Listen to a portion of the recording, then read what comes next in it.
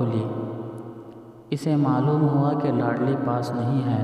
चौंकी चारपाई के इधर उधर ताकने लगी कि कहीं लड़की नीचे तो नहीं गिर पड़ी।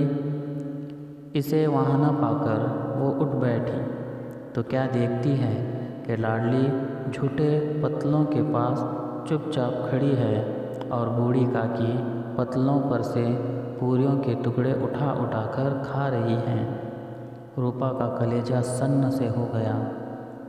ये वो नज़ारा था जिसे देखने वालों के दिल कांप उठते हैं। दर्द और खौफ से इसकी आंखें भर आईं। इसको अपनी खुदगर्जी और बेइंसाफ़ी आज तक कभी इतनी सफाई से नज़र न आई थी। हाय, मैं कितनी बेरहम हूँ जिसकी जायदाद से मुझे 200 रुपये साल की आमदनी हो रही है। इसकी ये दुर्गत और मेरे कारण। ऐ ईश्वर, मुझसे बड़ा भारी गुनाह हुआ है, मुझे माफ़ कर दो।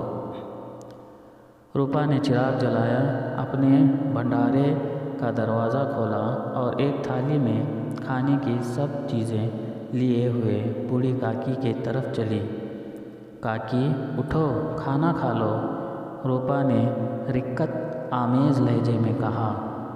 मुझसे आज बड़ी भूल हुई, इसका बुरा न मानना।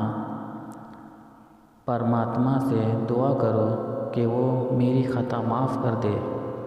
भोले भाले बच्चे की तरह जो मिठाइयाँ पाकर मार और गुड़ कियाँ सब भूल जाता है, बूढ़ी काकी बैठी हुई खाना खा रही थी।